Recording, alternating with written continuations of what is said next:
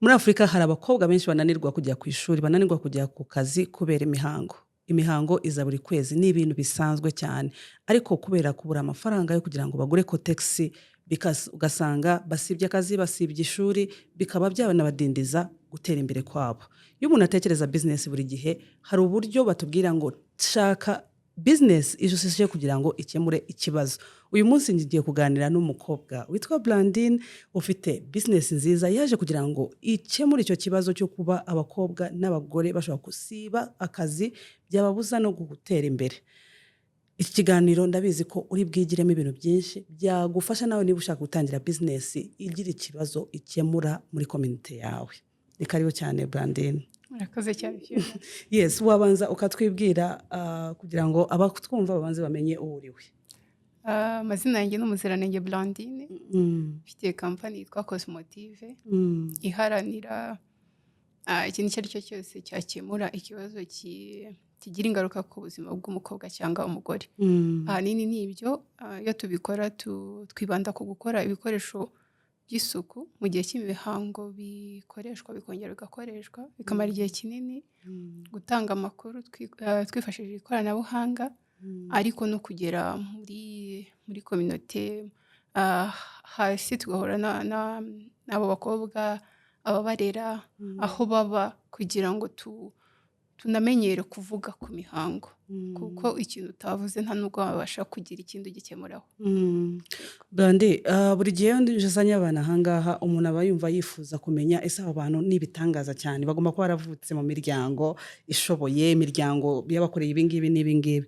Mbere yuko dutangira ndashaka kugira ngo yenda minota mike umbwire wavukiye hehe, ubuzima bwawe yenda kugeza ubu ngubu wakuriye hehe, kugira ngo nituba tuganira umuntu yishire mu mwanya ko nawe byari kuba ari uko nguko bimeze. Navukiye hitwaga Kibari, ubu ni Gicumbi. Ni naho nakuriye nubwo twaje kuhava kubera amateka, ariko niho nakita primaire, tronc-commun niho nize. Navuye ubwo muri Gicumbi ngiye muri superieur, nagiye muri École des Sciences Byimana, ariho wenda ubwo najyanisha cyane njya muri nari ndi kwiga maths physique.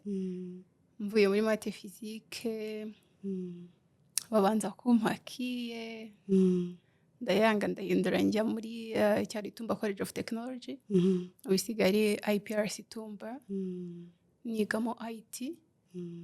Ndangije muri IT, ntabwo yari degree, yabaga ari advanced diploma, njya kuzuza degree muri Mount Kenya University. Ahanini ni ibyo. Nyuma yaho icyo gihe byari bigeze 2013 na kane nibwo na graduatinze muri Mount Kenya University. Nyuma yaho nibwo nagize nabyita exposure ya mbere yo kugira ubumenyi bukuye hanze y'u Rwanda. Aho ni hehe? Nagize amahirwe menshi ashoboka yo kujya ahantu hatandukanye. 2015 yari Kenya, 2016 muri Amerika, 2017 Ethiopia, umwana w'Imana yuko wagenze cyane. 2018 mu Buhinde, 2019 mo hagati Kenya yagarutsemo kenshi, 2019 Amerika, mu Bushinwa, subira mu Buhinde, 2020 nagiye Turukiya gutanguranwa na Covid ndebe ko nabona igitambaro, 2021 Senegal, 2022 Nigeria n'Ubufaransa, Ububiligi, Denmark, aho hose haziye rimwe. Aho hose wajyaga gukora iki? Ahanini kuri njye ku ruhande rwanjye, wenda ngarutse ku mpamvu yatumye nkunda kujya njye ahantu hatandukanye cyangwa kujya mu makomune atandukanye. Njye niga nanajya Mount Kenya ho nafashe IT nyivanga na business. Ikiganiro cyabaga business yari nk'izi ziri traditional gusa. Business gucuruza ukunguka ka kadomo. Yego. Njye njya muri programme nagiyemo muri Kenya, nibwo bwa mbere namenye social entrepreneurship. Nibwo bwa mbere nahuye n'abantu. Social entrepreneurship wabasobanurira itandukanye na business zitandukanye? Wenda mibuze mu magambo yoroshye ni nk'uko wakora business ariko ikintu nyamukuru ari ugukemura ikibazo kiri muri sosiyete, atari utaharanira inyungu cyane. Yego, ku buryo niyo wagera mu ngorane runaka amahitamo ya mbere wibuka icyakuzanye, icyanzanye ni ugukemura iki mbere yuko tuvuga wenda covid iba. Ntabwo nari guhita mvuga ngo kugira ngo tubone ubukode reka duhite dukuba kabiri ayo turi guca. Nuko ngera kwibuka ko wa muntu turi gusavinga n'ubundi nawe covid yamugezeho, tukishakamo izindi mbaraga izo arizo zose zatuma tubasha kugera aho tugeraho, ntidufunge business ariko nawe ntitumugore. Yego. Hari abantu bajya banyandikira cyane cyane kuri social media zanjye za TikTok na Facebook bambwira ngo ese ko nshaka gutangira business ariko ngiye nkabangira umutima wo kugira ngo mfashe cyane. Numva iki kiganiro kiri buze kubafasha cyane n'abasanzwe bafite business zisanzwe, uburyo bashiramo iyo component yo kugira ngo bakemure ikibazo muri community.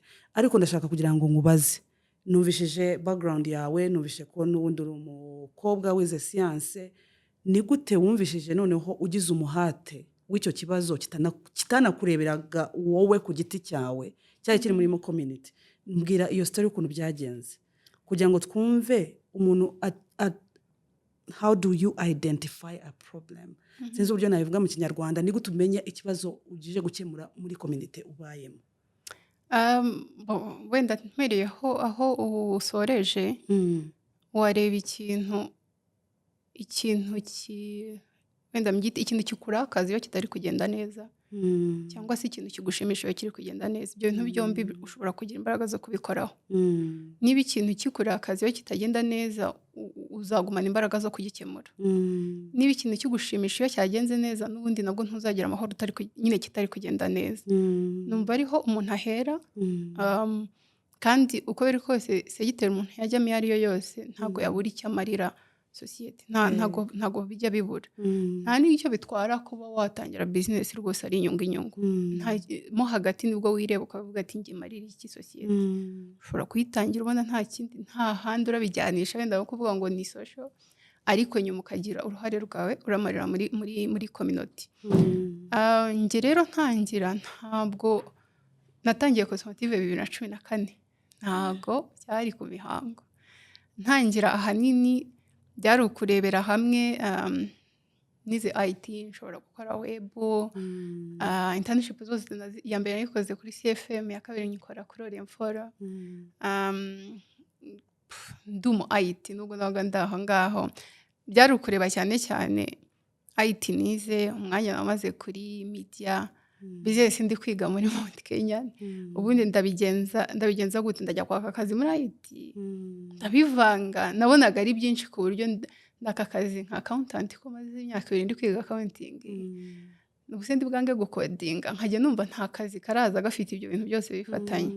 Nge rero ntangira byari ukureba mu bintu byose mfite, yaba ari ibyo nge nakikorera, yaba ari ibyo abantu nungukiye muri setting nakoreyemo internship bashobora gukora, ni iki nakora gishimisha uwo ndi. Kuko icyo gihe nge numvaga hari gap kuri ababyeyi bafite ubumenyi bungana iki ko kurera. Yego yabyaye nta nubwo yanga uwo mwana, ariko se bafite ubumenyi. Kuko nge nakuze mbona harimo gap ukuntu n'ubumenyi bwabuze, twarananiranye, nta babyeyi bafite. Iyo nabonaga ntari kumenya igihe ikintu kirimo kubura, navuga noneho byibuze nize information technology, kandebe ikintu nge nakoresha technology kugira ngo ngeze ubumenyi bushoboka ku babyeyi. Ntangira rero natangiranye na magazine yitwa Cosmos magazine, ari ukugira ngo dushyiremo amakuru, twita, kubyara, kurera, ahanini ariho amakuru yiganje. Icyo gihe nuko numvaga nyine nshaka kugira icyo mara muri parenting. Noneho guprintinga mbona ntago bizemera, kuko buri gihe byansabaga gusaba amafaranga kugira duprintinge, tureba abantu baramamaza kugira duprintinge, guhinduranya service n'abandi bantu kugira nyine ibintu byose, niba ari uguprintinga, niba ari kwamamaza ibintu bya gutyo.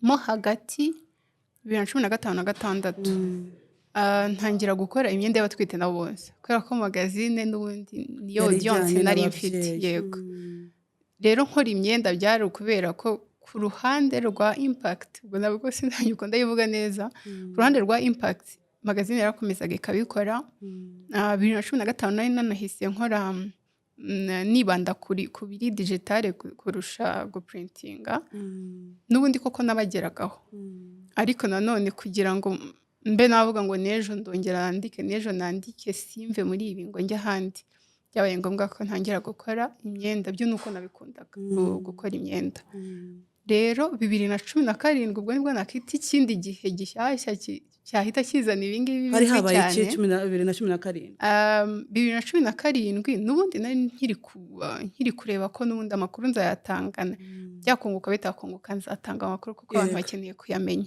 ariko magazine twasohoraga buri gihe byasabaga page nanditse nk'umuntu ugiye gusohora magazine kandi ngiye byarangoraga ndavuga aho kugira mbireke kuko bingora nukubera iki ntakiga kugira amenye byibuze bitazajya bikomeza kungora kwandika iyo page imwe njya gukora indi programme yo kwandika noneho programme yitwaga gute hari umuntu ushaka kuba nawe ashaka kwandika iyo platform iracyahari yitwa WordPress programme rero yari digital change making noneho yari umwaka ahanini ari kwandika inkuru yawe nk'umukobwa uvuga uko yagenze unarebe uko wayivanyemo byagirira undi mukobwa cyangwa umugore akamaro aramutse ayisomye ndakavuga ati nanjye wenda nabigenza gutya ikintu cyorohaga rero twaga dufitemo abamenta yahitaga kugira inama andika inkuru yawe biri bworohe niwandika iyundi niwandika iya Fiona uramwaka consent nta kibazo niyo wagenda ugafata interview ya Fiona ariko uramusaba consent kugira isohoke andika inkuru yawe biri bworohe agenda nyobora ndandika amagambo twasabwaga byamagambo 1000 aragera ahita ambwira ko bagomba kuzipublishinga ku bindi bitangazamakuru biri professional ambwira ko burya bisaba gushyiramo statistics ese ntabwo ari ikintu cyakubayeho wenyine ukaba uje ngo byasheze icyo kintu wari urimo kuvuga cyari iki njyewe njya kuvuga iyo nkuru yari igihe kimwe ntari mfite pad nazisaba ntibazime yego mu rugo yego njye ndimo nyine urumva njye ni nkaho ndi kuvuga kuri ipfunwe rizana n'imihango kuba ushobora gusaba igikoresho cy'isuku ukenera ntabwo ari ibintu bihinduka umuntu ntaziguhe akazaza nka next week ati ngahakira kandi imihango yararangiye nkaho byategereje hari haciyemo nk'imyaka hari haciyemo 10 yuzuye ariko njye ari nko kuvuga ati reka mbyandike bisohoke wumvaga bikubabaje yego ndi gusoza rero huye nyuma nasaze nta cyarabaye kuri njye ndi gusoza mbona numbers nibwo nabonye noneho ngo mu Rwanda hari 18% y'abasiba ishuri cyangwa akazi kubera bo badashobora noneho kugura ibikoresho by'isuku mu gihe cy'imihango na gato burumva ni buri kwezi nahise mpindura umutwe w'inkuru warahindutse ese mvuga ubu ngubu abangaba bo babuze n'ubibimba noneho niko kundure hati nari nzi ko mbabaye ariko hari abababaye hari umuntu wabuze n'icyo nabonye yego mpita ndeba rero niba buri kwezi umwana ari gusiba iminsi 5 urumva mu mwaka iminsi irenga 50 kandi ukamukeneraho amanota asa n'ayundi ariko nyuma uhita usanga nta nubwo ari byo byonyine niba yasibye wenda kubera ubushize bamusetse yiyanduje niba yasibye kubera ko ubushize yambaye ibyo bitambaro bikagira wa mwuka utari mwiza ikintu kimubaho mbere y'uko imihango igera na nyuma y'uko imihango igera kuko turi kuvuga 5 wibagiwe ko niba atanazi kubara ukwezi kwe ahubwo mbere y'uko n'imihango iba atangira ko atari kugosejo bundi amara nk'icyumweru cyose afite guhangayika bikavaho niba imihango iri bugere wenda yabona yanduje agahita yiruka akajya mu rugo igihe kirakurikiraho haraza nk'indi minsi nk'ibiri ariko ati ninjye buri wese aranseka buri wese aramenya ko yari imihango rero ubona atakaza myinshi cyangwa n'indi niyo yaba yaje mu ishuri ukumva yarahangayitse ntiyari ahari nibyo byose kuri njye ahanini byari ibyo noneho no gutangira kugikoraho gukora kuri icyo kibazo gutangira gukora pad kuzihereza abana bwa mbere ntekereza ko nicyo cyatumye mpaguma kuko urumva njye n'ubundi byari gutekereza ku kintu namenye aho wenda ko ati mwana si ishuri nkahita wenda nkurura njye icyo gihe ukuntu byari bimeze noneho hari umuntu buri kwezi kugeza turi kubaha pad kwa kundi umwana yishimuka ati ni pad gushimishije nyine cyane ikindi kintu akakubwira noneho akabona akakubwira mbere y'imihango uko bahangayitse, nyuma yaho, mo hagati, cyangwa se niba uyimuhaye nka nyuma wahura n'umubyeyi akakubwira ati uriya ntabwo uzi ikintu wakoze. Mfite abana 3, 4, kuba umwe muri bo noneho nta kundi guhangayika kuri njyewe n'ikindi kintu. Rero kubona ikintu kirenze kuba ari ako kantu njye numvaga ari gato, cyangwa akantu nshobora kujya muri resitora nkarya nkayamara ngashyiraho nkanibagirwa ko nariye. Kuba hari umwana ushobora kumara imyaka 2 ari kuvuga ati ndajya ku ishuri nta kibazo, ndajya gukina nta kibazo, cyangwa se tuvuge ko ari umumama wari ujye kugurisha avoka ku isoko, ntabwo ari bujyane kugurisha avoka zitanaguze 1000 kandi adafite ikintu cyo kwambara.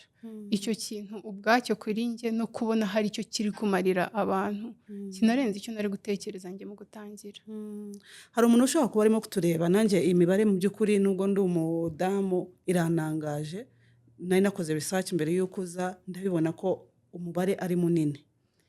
Biratangaje ko abantu benshi muri rusange tutabizi, kuko ubona pads zigura 1000, 2000, ukumva nago wiyumvisha ukuntu umuntu yamara ukwezi adafite amafaranga yo kugura pads. Ariko niko kuri kwacyo, niko kuri ko mu Rwanda, niko kuri ko muri Afrika muri rusange.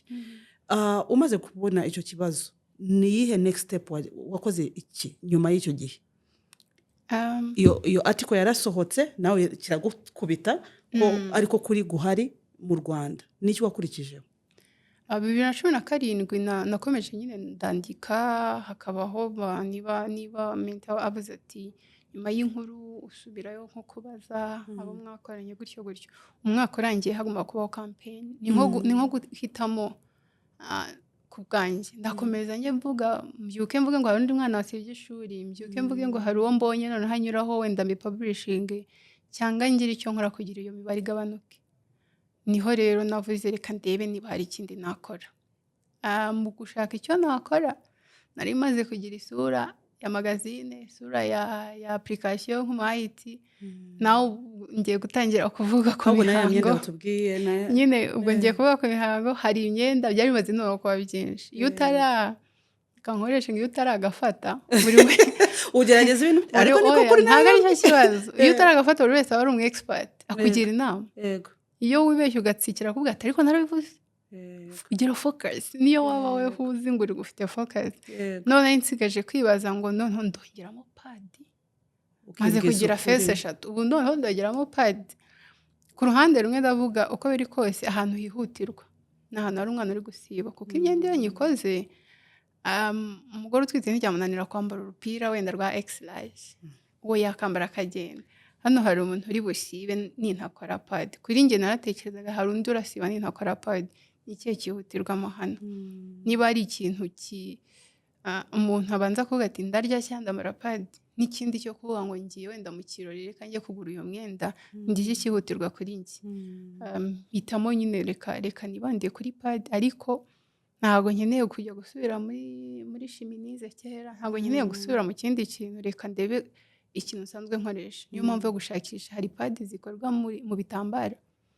Nangira kureba nsanga ku rundi ruhande ahubwo zirimo kuvurwa mu bihugu byateye imbere, zo ziri kuvugwa nk'izi nziza kurushaho. Yaba nziza ku bantu niba umuntu agira allergie, yaba ari nziza kuba zirinda ikirere zidahungabanya ibidukikije. Yego.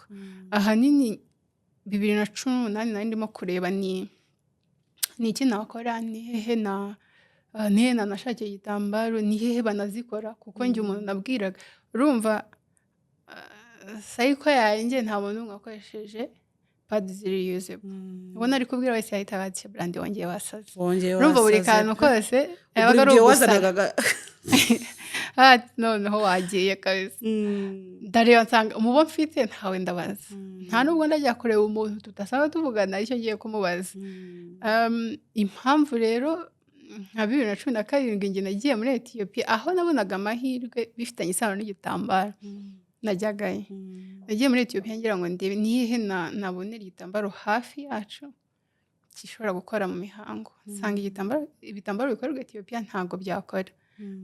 2018 ndahagarika mbere nk'upozinzi, mpita rero njya gukora post graduate muri social innovation management, mpita mu Buhinde.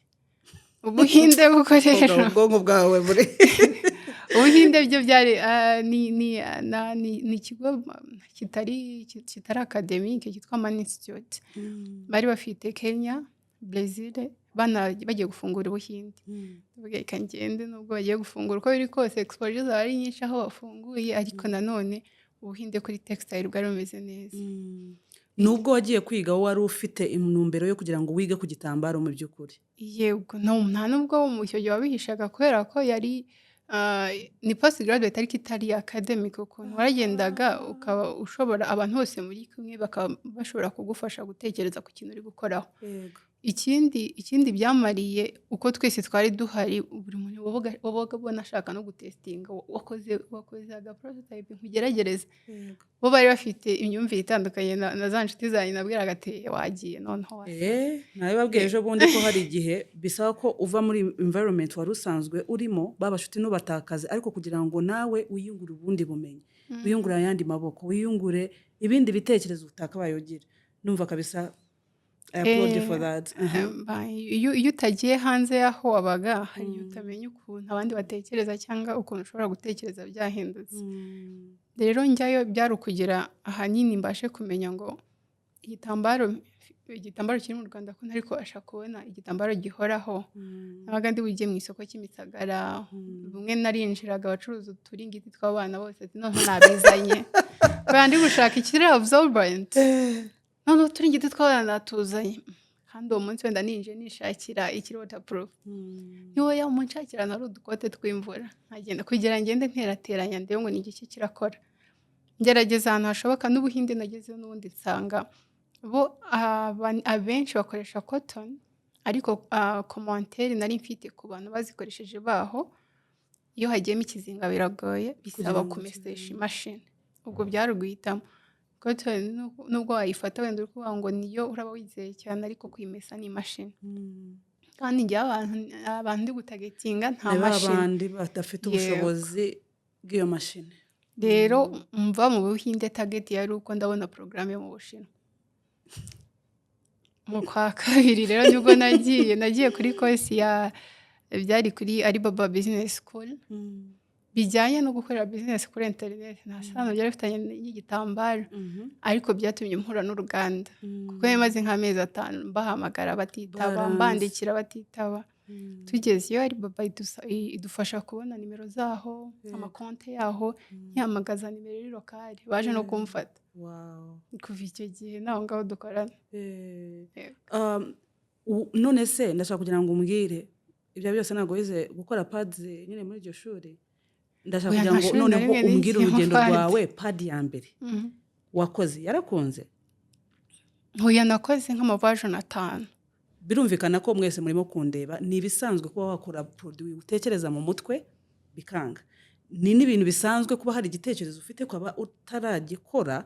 Murumvishe Blandine uburyo yagiye agerageza ahantu hatandukanye kugira ngo ino pad tureba ubuntu abantu bakoresha bakunde nyuma y'imyaka 12 babashe kuyibona. Ako kantu ndagakunze ko hari igihe ukora produit bikanga. Biramba bigenda byanga bitewe n'icyanze nka 2018 yose nakoze eshanu zitandukanye rimwe na rimwe ndakabari agatambaro kajya ku mubiri cyangwa se ko hagati cyangwa se k'inyuma ubundi naha dufite indumane z'ibyuma icyuma ukabona kiri bukore ku muntu kimubabaze nkakenera indumane zitari icyuma ubundi kuyifunga niba umuntu arahumeka ubundi ugashyiraho lebo kuko ushaka ko bamenya brand yawe iyo lebo ikabangamira umuntu ari kumesa bikaba ngombwa ko duhindura tugaprintinga ku gitambaro. Byari ama-step bimwe. Byagutwaye igihe kingana iki kuva kuri pad ya mbere kugeza iyi ngiyi tubona uyu munsi? Kuva ku ya mbere iyo nakita iya mbere kugeza iyo abantu bakoresheje tukemera kuyitanga ikagurishwa haciyemo umwaka n'igice. Wow. Abandi hari igihe dutekereza ikintu umuntu yagitekereza yagikora nyuma y'ukwezi amezi 3 akavuga ko ibi bintu urabizi nta mpamvu yabyo ukabireka. Umwaka n'igice. Haciye umwaka n'igice nibwo twatangiye kuzitanga ariko tukazitanga nabwo mu magroupe tubasaba baduhe feedback. Mutazigurisha? Oya tuzigurisha gukora yarakoraga ariko wenda nyuma ari ukuvuga ngo tubwire uri kubona ihagije nk'umuntu agahita akubwira ati ariko ngewe imihango yanjye ntabwo ari myinshi cyane mushatse mwakora ntoya tukagabanya nka size nk'uko undi yahitaga ati buriya na ziriya zindi ndazigerekeranya tukongera size. Nibwo rero twagiye dukora size zitandukanye, amapaka atandukanye, design itandukanye, gukuraho label tugaprintinga ku gitambaro, ibintu bigiye bitandukanye, ariko ntago twahinduye ibiyikoze cyangwa form ifite. Yego. Ndashaka kugira ngo noneho umbwire kuri challenges muri rusange. Ari mu gutangira ibyo byose hari ikintu twagiye tuvuga cyane ko abantu benshi bifuza gutangira ariko hakaba ikibazo cy'ubushobozi bufatika, amafaranga. Ndashaka kugira ngo umbwire kuri icyo ngicyo ubu uburyo wakigenje, uburyo produit yawe yemewe ku isoko, nacyo yenda waza kukitubwiraho, ese abantu barabyumvishije ntibabyumvishije, noneho na sustainability, gukomeza k'umushinga kugeza kuri uyu munsi habayemo izihe mbogamizi? Imbogamizi uko zigiye zitandukanye, reka tubwire nko mu gutangira, buri muntu yari gutangira ubwo nabyo biba ari bimwe muri byo, ariko atekereza ko igishoro ari cyo ikintu kirenze. Nyuma iyo ndavuze nubwo ari byatagira ubuntu uhita uvuga ngo ndabihakaye, nubwo nabyo birimo, ariko nk'ubu hari igihe nsubiza inyuma avuga nti nkariya aya n'aya iyo bayampa kiriya gihe nari gushya, kandi wenda bikazansaba no kwishyura nabi, kuko hari igihe ureba ukabona na experience ubwayo nturayigira, cyangwa hari imvune utarageraho ku buryo utaramenya ukuntu urakoresha ayo ngayo. Kuri njye ntangira, bwa mbere ntangira narabanje ndaguza, nafataga ibiraka muri research byo muri IT yawe. No, research nka enumerate, kubaza ibibazo mu biraka bitandukanye. Nkapanga wenda tuvuga icyo kiraka niba ndakuramo miliyoni, nkagenda nkaguza, ariko ayo mbasha kwishyura nyine mvanamo nzaryaya, nishyure bukodaya, noneho mbashe kwishyura ya nkaguza. Nibwo njye magazine zasohokaga, nyuma mbona ibyo bintu ntabwo nzabivamo, reka nshaka ikintu ndakora noneho gifite icyo kiramara. Nibwo natangiye gukora imyenda, byibuze mvuga ngo buri munsi nshobora kwicara, nubwo nawe ndi kwandika ariko nkaba mfite ikintu kiri butume nishyura ubukode n'ibindi bikomeza. Muri iyo periode yose ya programme ya mbere nagiyemo muri Kenya, nibwo nize ko niba ubereyeho nyine social impact, burya hari abandi bantu bashobora kuguha amafaranga yitwa grant. Nibwo bwa mbere nari mbimenye. Yego, ntangira kwiga rero kwandika proposal. Amafaranga menshi ya mbere nakoresheje yabaga ari amaproposal nanditse, yaba ari ku bantu batanga se $1,000, $5,000. 2015 nabonye 1,000 cya mbere, 2016 mbona 1,000. Muri icyo gihe cyose nabaga nanditse nka proposal 100. Hakaza nk'imwe akaba ariyo yebera nabo bakumve proposal nk'ijana akungukamo imwe gusa. Hari uwandika imwe ebyiri bamuhakanira akavuga ibi bintu bya grant ntago ari ibyanjye. Ntago bikora. Imbaraga zo kugira ngo ukomeze wandike wumvaga ziri kuva he? Uko njye byibuze mu minsi 2 nagombaga kugira proposal ntanga. Buri minsi 2? Buri minsi 2 hari nagombaga gutanga proposal. Ariko nanone nyuma tukashobora gusubiza inyuma ugasanga ni ya pressure waba ufite yo kugira unohereze proposal, ugasanga impamvu wenda rate yo kuguhakanira abaga nini, hari naho woherezaga wenda utabyujuje byose, ariko akundi wumva uyifuza gusa. Nyuma bigenda bihinduka kubera ko wenda isa nakicara nawe nkiri aha ngaho nta nubwo barirwa wanshoti listing, ariko ne gutumwanya, ariko nabaga nanditse nyinshi bikanamfasha kumenya ibibazo abandi babaza. Kuko urumva uko ugenda usubiza, narasubizaga kandi nkanakora copy y'ibindi gusubiza, unamenya ngo burya banabaza kuri environment, burya banabaza ngo CO2, icyo kirumva watangiye utananditse bakarikira CO2 emission gute. Ibintu bimwe na bimwe hagenda mbimenya gake gake, niba ari ikibazo babajije nkajya gukora research yuko babibara ibyo bintu byose. Rero like 2015 igihumbi, 2016 1000, 2017 nibwo nabonye muri Tony Melo, ndumva yego iyo abantu benshi barayizi 5. Ni navuga ko ari nabwo nagize umutima wo kuvuga ngo aho kugira ngo nkomeze nshyira amafaranga mu kintu hari inama niba ari cyo cyanyacyo, kamere nk'upozinze njya kuri iyo postgraduate. Rero mu kugaruka ni nkaho nanjye ubwanjye nari nabashe kwiconvincinga, kuko mbere uko buri wese yambanaga expert niko navuga se amugani ndi kuko gukora n'ibyo sibyo. Ese umuntu urimo kureba ino video akaba nawe ari muri iyo phase yo kugira ngo yishakishe, ni gute ubalansinga inama abantu baguha nawe ikintu ugomba gukora nyacyo?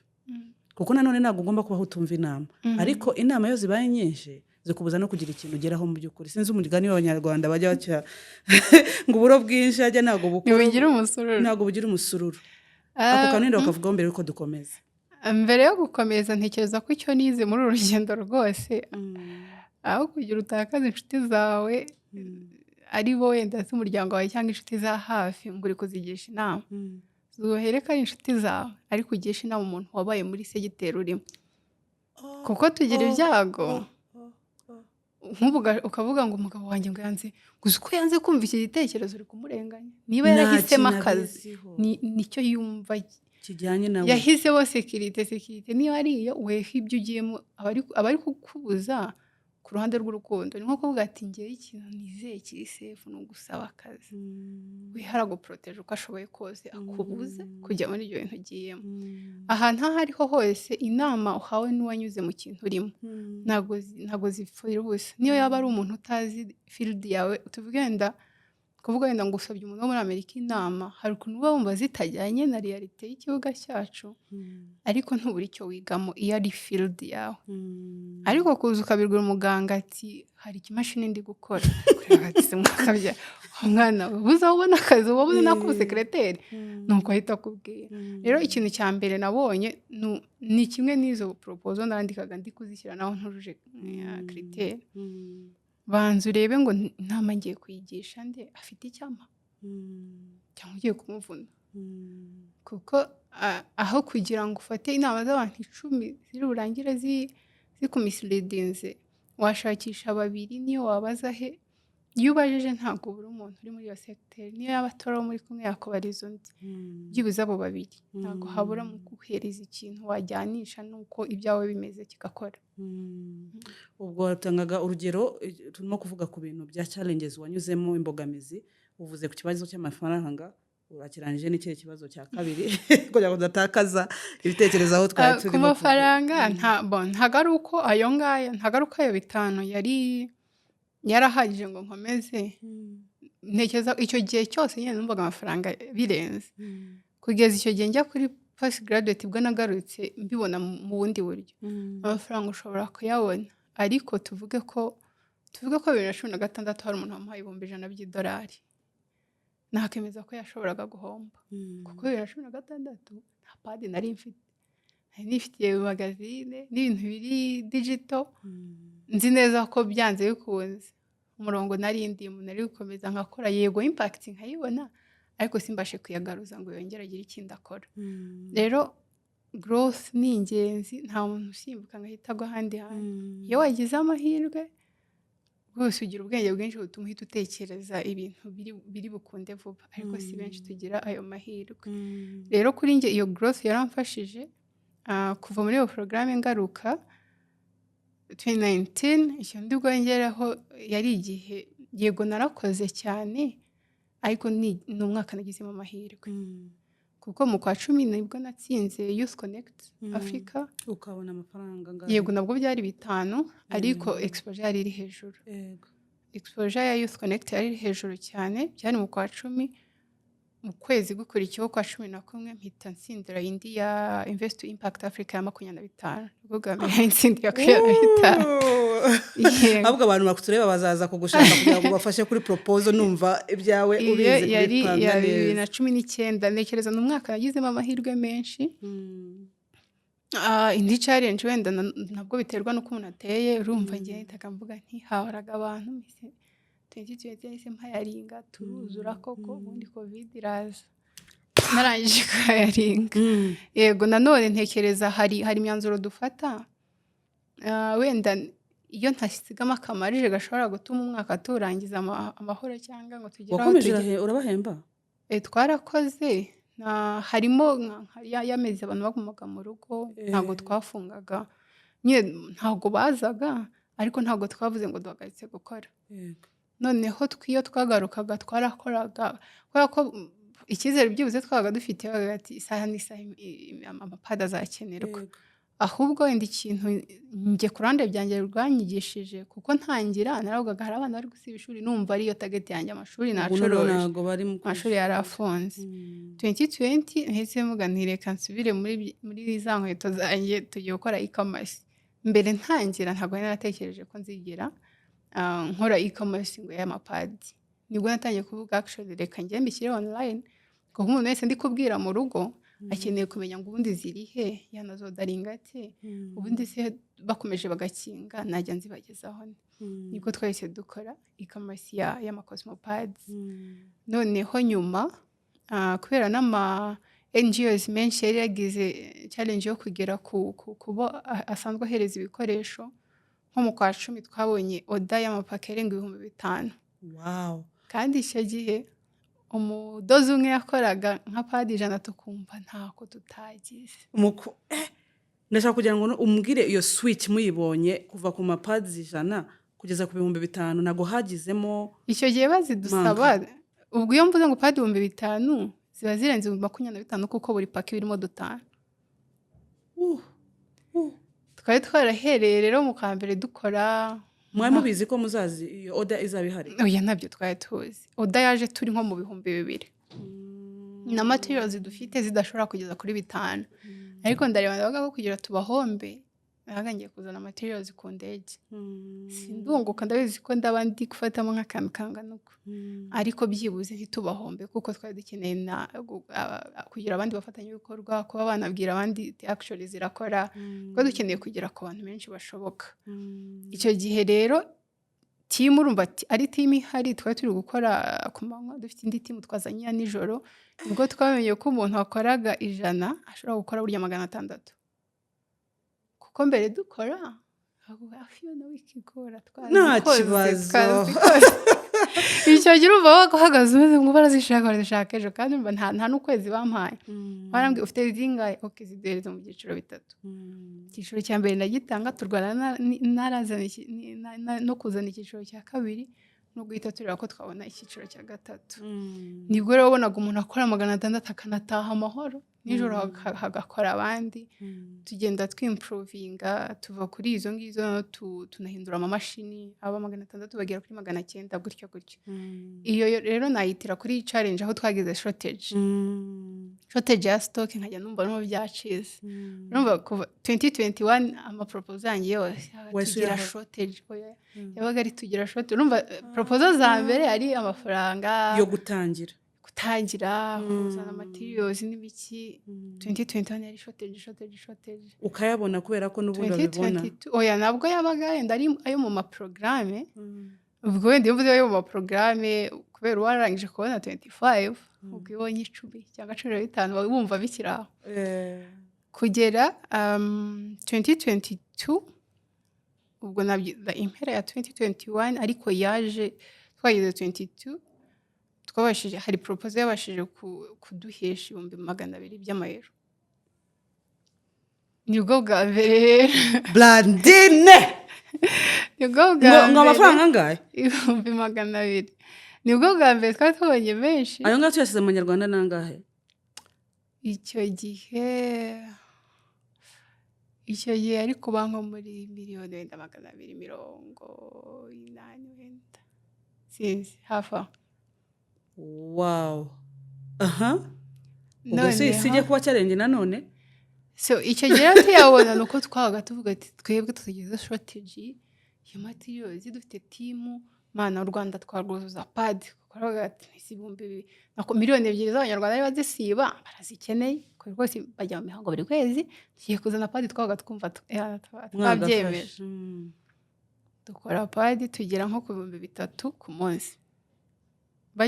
Tuki nyine tubona yo ngayo twazanye imashini tuhayaringa indi team tukajya dukora 3,000 ku munsi. Dita dusanga rero turi kurenza isoko twari twarakoze. Iyo ni challenge ya 3. Challenge yindi twasaze ahubwo isoko twaryuzuye.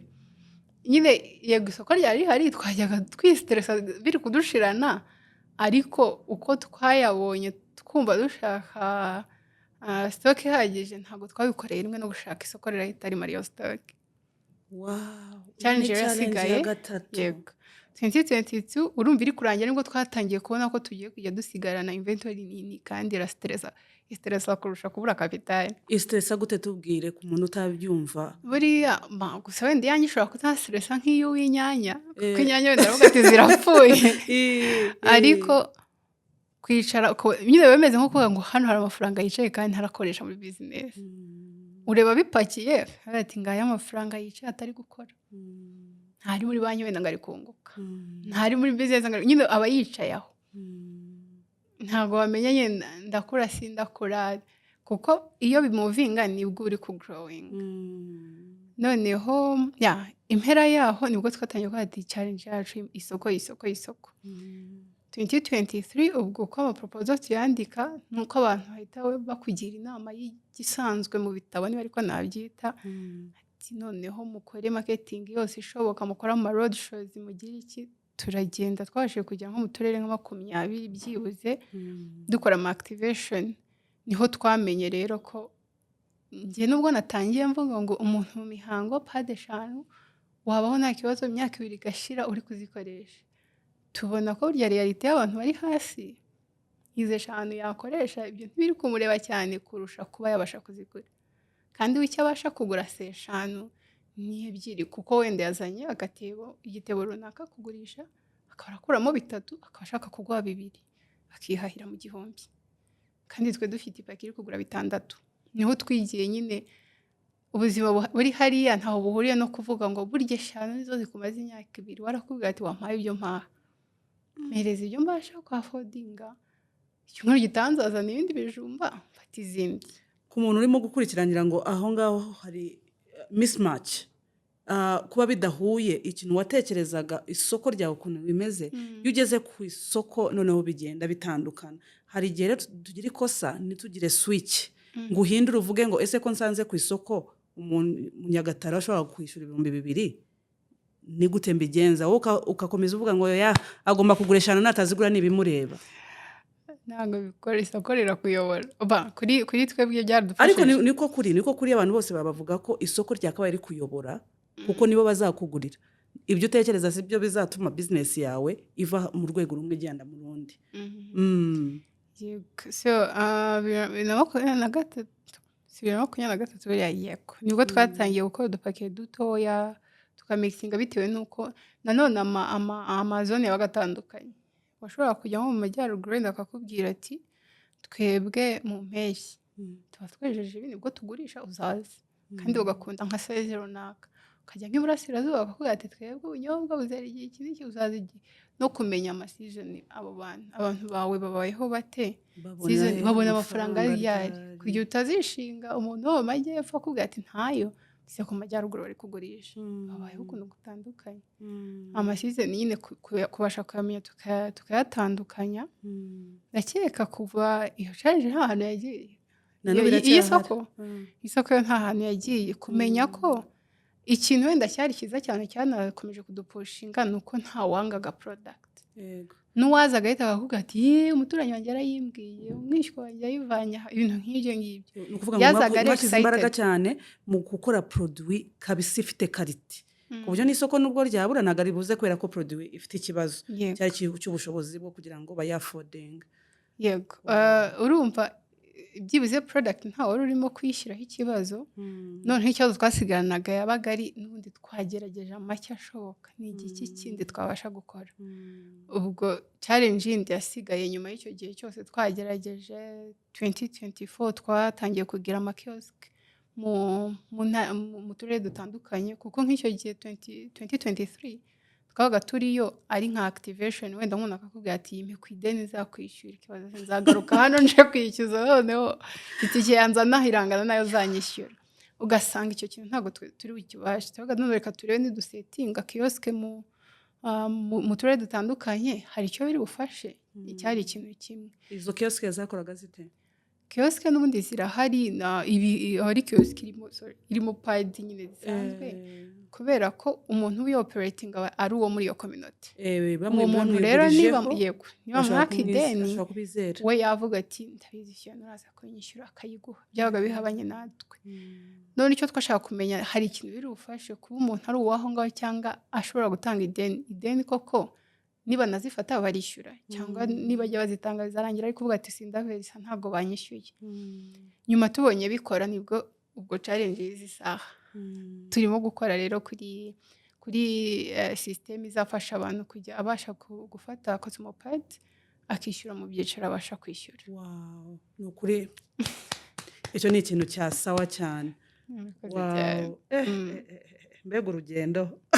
hari umuntu kureba hano akaba yarabonye uhebona amayero 200 akavuga uriya mukobwa ibibazo bye byarakemutse. Ntabwo bikora. Keretse uramutse uhagarariyeho nibwo byakemuka, ariko ejo haba hari ikindi urakora kuri systeme ugasanga burya none ahantu muri gukorera habaye hato kuko uri gukora byinshi, nubwo wenda waganga isoko ntabwo ariko rimeze, ariko wenda uko waguka bigusaba gukora stock ishobora gutuma tuvuge niba tuzana ibintu mu mazi n'ibirani birongera bigatera ukabizi ko biratuma noneho bimara amezi 3 byamaraga 2 utangira kuvuga ati ngomba kuba mfite ibintu biramara amezi byibuze 5 bikihagera no daringa ibindi kugira utajya kuri bikihagera no daringa ibindi ukazana ibindi bimararira gutyo kugira ugire stock ingana gutyo n'igishoro umuntu ataratekerezaga mbere. Umuntu wenda urimo kutureba urugendo rwawe n'ukuri rufiteye numva nakomeza numva, ariko hari umuntu ushaka kuba arimo kureba nawe ashaka gutangira ikintu cyitwa social enterprise, wabasobanuriye ahantu social enterprise itandukanye na business zisanzwe. Nihe nama wamugira muri rusange? Muri rusange ashobora kuba ari muzi ahanze ko hari abashuti bacu duhuriyeho bari mu bintu byo kugira kwita ku kirere, dufite abantu batandukanye abita ku mitekerereze ibintu bitandukanye muri make. Ndashaka kugira ngo hari amahame bagenderaho wowe umaze kureba muri iyo myaka kugira ngo umuntu akore social enterprise izaguma ku isoko igihe kinini. Icyambere ntekereza ni kudatwarwa n'amarangamutima, niba koko ugiye gukemura ikibazo gihari. Nta kibazo ho hari igihe ushobora kuba wita ku kibazo ariko kangana gutya kandi hari nk'ikindi kingana gutya washoboraga gukemura. Reba ikibazo gihari noneho aba ari icyo urwana no gukemura. Ikindi kintu nize ngenda ariko kikangumamo niba wakunze kundi ikibazo uri gukemura wikunda igisubizo wazanye. Kuko iyo ukunze igisubizo wazanye, ubu ngoye nk'urugero njyewe magazine tuvuge kubera abantu bose bazaga ati wakoze magazine ukajya ubona byajize. Iyo nyihambiraho nari kuyigumaho kandi mbizi neza mu mutima ariko mbizi neza ko bitazeme, ariko nkukomeza nkavuga abantu bagombe bayikundi kandi kwibona ko bitari bwemere. Ariko kuri nge niba ikibazo ndi gukemura wenda abantu kubona amakuru, ngiki ikindi nakora wenda se hari ikindi nakora bakabona amakuru wenda mu buryo bwari bwose, ariko nta spendings ayakaba yakora ibindi bintu birabasha kubyara izindi nyungu. Niba ari ikibazo wabashije kubona ko gihari ko wagikoraho nyine kikabasha kuzana kugira ibyo winjiza ariko n'ubundi kiri gukemuka, bari icyo ukunda cyonyine apana igisubizo uri kuzana. Kuko icyo gihe niba guha commentaire ku gisubizo ntabwo uzabifata person, kuko uzajya uhindura. Niba kubwira ati wakaba yongera haka uzagashyiraho, ntabwo uzavuga ati ntukiye natekereje n'ibyo ngibyo. Ibyo ni ikindi cya kabiri. Ikindi cya gatatu ni ukubasha kugira community muri kubyumva kimwe. Niba uri social basha kuba muri yindi community irimo social. Nujya muri community irimo abantu bari for profit bazagenda abantu 10 bose bakubwira ati wasaze, uzagira utangiye kuba tuzi ko ari kwamagana nasaze. Iyo utari kumwe n'abandi bantu muri gukora ibintu bijya kumera kimwe cyangwa se mufite intumbero zimeze kimwe biragora. Kandi nanone iyo ubaye kumwe n'abo bantu nta challenge biragoye, nta bintu bishyashya bikibaho, nta challenge ubona itarigeze iba ahandi hantu, ntubura ahantu iturutse iva muri Aziya cyangwa ikava hari kundi arakubwira ati nanjye icyo ngicyo wenda muri Philippines byagenze uko bigenda uko ngoga. Izo community uzubaka ute? Kuri njyewe uko napurayingaga buri hantu buri minsi ibiri aho hantu niko nagendaga, nta handi hadasanzwe. Natangiraga kuri Google nandikamo niba ari ukuvuga social entrepreneurs kuri ibi n'ibi nkayibona, niba ari porogaramu yo kwiga cyangwa se hari n'igihe aba ari amagurupe gusa cyangwa amakomite amaforamu nkayajyaho kugira niyo nawe ntari interakitinga cyane, ariko uko biri kose ntabwo ndabura ikintu mpigira. Nyuma ahanini nko mu makominote menshi yaba ari amaporogaramu nagiyemo cyangwa se uko nk'ayo macana umuntu aba yagiyeho, niho nagiye mbona amarekomandasiyo amwe n'amwe, cyangwa se ko kuri memba wa network runaka akaba hari nka opportunity y'abantu bari muri iyo network gusa, kugumana n'abantu bari bubashe kuvuga niba nabyita urwo rurimi urimo bigomeza gutanga imbaraga, kuko haba hari iminsi uzacika intege, hari nk'iminsi ya covid wenda se muri sector yawe mutaracuruza, icyo gihe byibuze urabyuka ukavuga ati ndi gukora afite akamaro. Nkanjye narabyuka nkavuga ati ko biri kose hari umwana uzambara padi. Ibindi by'amafaranga icyo gihe byibuze ushobora hari igihe ushobora kubasha kumara ubyuka ujya ku kazi washishikaye nk'umuntu uri gucuruza kandi ubizi neza ko utaracuruza, kuko hari ikindi wizeye. Ahanini njye kuri njye ni ibyo, ariko nanone nyine kutirara ngo kubasha kubalansa yego hari impact ariko ndayisustaininga gute, no kumenya impamvu ushaka gukora social enterprise ni ukora flex ukunda kugira impact cyangwa hari umuntu wakubwiye ko harimo amafaranga, no kumenya ubundi ni iki kikujyanyeyo, kuko ibyo ngibyo iyo ubizi umenya nuko uhaguma, kuko urumva bakubwiye ko hari amafaranga uje ntuyasange agenda kakwica.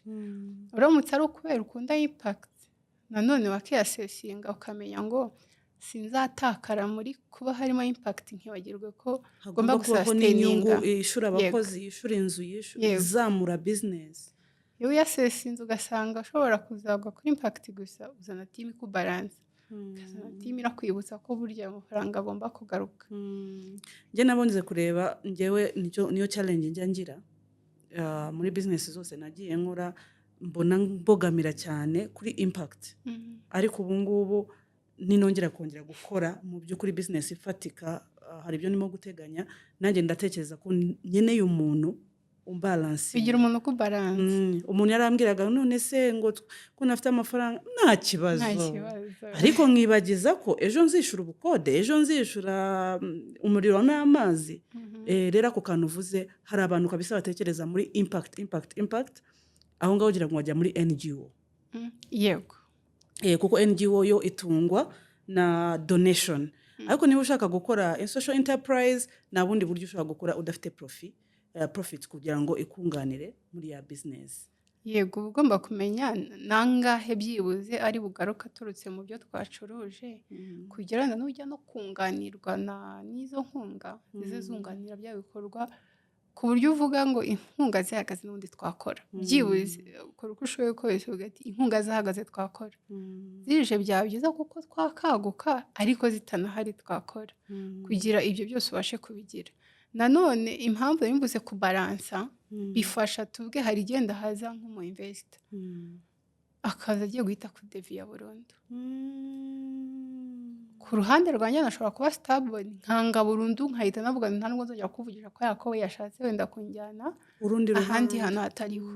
Ariko urumva niba uri team harimo abantu bikundira amafaranga, aravuga ati ndamuryoshya mpaka duhuje, kuko wenda njye nahise mbifata personal ukuntu, ariko n'ubundi kubisetinga hakiri kare ati nduyu ikintu cya mbere gifite agaciro, mission yacu niyi, niyo ndasavinga, ndakora uko nshoboye kose kugira tuyisavinge, ako nta muntu uratuma none umera nkaho ndi gusavinga indi mission. Kuko nko muri covid hari abantu bajya bakumva ati investor wacu yavuze ngo noneho ngo turangure ibi n'ibi, kabona niyo yaba yari mu biryo ukajya kumva ati turangura amabati ari gucuruza ngira amafaranga ni nko kuvuga ati njye sindahomba ibintu byawe wihaye n'ibindeba njye sindahomba rero kubasha kwibutsa icyo kintu kugira ngo ni gute ukipinga iyo mission kuko hari n'abandi warafatiye amafaranga bakwizeye kuko ufite impact kugira utaza kujampinga kuko hari undi wazanye menshi ari kuvuga ibindi Brandy twarebye uburyo igitekerezo cyaje tureba uburyo cyatangiye tureba hagati tugeze ubu ngubu noneho uyu munsi aho umaze kumenyekana nkubona mu binyamakuru byinshi nkubona ubona ama awards menshi ni gute ubibalansinga ku buryo nanone ya mafaranga ubonye utayashyira mu bintu byawe ku giti cyawe ngo wibagirwe icyakuzanye n'iki kikugrounding kuko muri muntu wese azahagera aho hantu ese iyo hageze ntabwo ushobora kuyoba kubera ko watwawe n'iyo fame tukubona ahantu hose ugatwarwa n'ibyo ngibyo icyakuzanye ukakibagirwa ntekereza ko kuri njye icyambere aba ari wowe nk'umuntu kubanza kimwe n'uko wabaga kubanza kwiyasesinga ukamenya ubundi mbogamiraho cyandi hehe kuko njye mbizi ko igihe cyose hari impact nta kibazo biba bintwaye nshobora n'undi kuguma aho ngaho nshobora kuguma aho ngaho kuri impact cyane sinjye kure yayo ahubwo wenda kwibuka nanone wenda tuvuge ko atari nakomeze kwibuka ko nka timu niba narayisetinze values zacu ibintu bizirimo ndi kubyuzuza dufitemo integrity ese ndayifite kugeza icyo gihe cyose kuko aje yose nibuka impamvu ikitugenga kandi ubu ngubu wenda turabona ko yana batanu kuri njye nk'umuntu dushyizemo abahari bari kuri factory neza apana tutashyizemo abagenti baba ku mafield njye nk'umuntu n'ubundi muri values zanjye ndongera nkibuka ko tubwenda ko nyatari nkirukanka bakanambura nkahita ndibuka y'amaso 25 tunibagirwe wenda ayo maso ko yabimenya nkanibuka ba bantu bagiye bahaguruka mu rugo covid bakajya baza buri gihe iminsi yose bakaza urumva umuntu nkanjye niyo yaba ari fame ndi bugiye ntago nari kuyigira iyo babana babadamu babagabo bose batava mu rugo iwabo buri gitondo ngo baze bicara aho nabo basavinge nkuko ndi gusavinga kandi wenda the end wa mugani buri gihe ninjye bari kuvuga batari kwibuka ko hari abantu buri gitondo baba bahari ibyo ntago byari kuvuga iyo batazi rero kwibuka kuba accountable kuri abo bantu kuko kuri njye buri gihe ni reka mbe accountable kuko aba bantu iyo bataza ntabwo binari kubigeraho ni gute niba hari intambwe nteye ni gute nabo twagumana tukayiterana ko njye banyize bakampa umwanya wabo ni gute nahinduka ahantu nyine bumva bafite security yego ubu ngubu uri co-founder cyangwa uri founder wuzuye ni wowe wenyine ni founder nta muntu mufatanyije business usibye abo mukorana ku mushahara yego uraryama ugasinzira yego umeze neza yego kuko ndabizi ko business uko ugenda ikura na challenges zayo zigenda ziba nini ufite support system igusupportinga ku buryo utajegajega bamwe ahanini ndiyo subiye inyuma harimo abantu baba baragiye yaba ari abadvisor yaba ari abagiye baduha ndetse wenda ideni yaba ari n'abaduhaye grant abantu bose ni nk'umubyeyi ni nko kuba ati school fees naguhaye uzambare amazi yego buri muntu ufite ikintu yagizeho uruhare aba afite ukuntu akugumana hafi keretse iyo wabaye wenda iyo wamunaniye ntabwo aya mafaranga nyoberwa naho yashize ariko buri gihe iyo wakoze baguma hafi ikindi cyiza iyo wabashe kudelivaringa kuri promise wabahaye aguha abandi igihe cyinshi aguha abandi uva kuri iyi challenge ikindi kimfasha ni ukwibuka kurata indwara bamugana niba iyi challenge nyifite kubaza muri network zose hari umuntu ushobora gufasha iki n'iki buri gihe haba hari abantu bahari hari abo ushobora kubaza agahita asanga ati hari umuntu muri iyi minsi uri muri retirement yishakira gufasha abantu kuri iyi challenge IBCD rero kugumana abo ngabo no kwibuka ko buri wese ufite icyo yashizemo aracyahari nta hantu yagiye ariko niba wenda ari aba day to day ni team hamwe n'aba advisors wow numva iki kiganiro nubwo cyakomeza tukoresheje iminota myinshi Brandine nubwo atuje afite ubwenge bwinshi cyane yagiye tugira inama nyinshi nizera ko mwese nimushira mu bikorwa hari icyo mwakwiyungura ku giti cyanyu mugiye gukora business. Narebye ko mu by'ukuri ibi bibazo bigenda bimera kimwe, ubifashe ukareba ibyo yakoresheje ukabishyira muri business yawe bishobora kwaguka. Muri video ikurikiraho tuzagera noneho muri pratique. Izo pads ziri hehe, ziboneka hehe, niki wowe wafasha urimo kundeba, ese niba ushobora kuba ufite amafaranga ushobora kudonatinga, ibyo byose tuzaza kubivugaho muri video ya kabiri. Murabyumva ko ahangaha tuganira ibintu byo kwiteza imbere. Nizera ko kino kiganiro cyagize akamaro kibagirira. Naho ubutaha.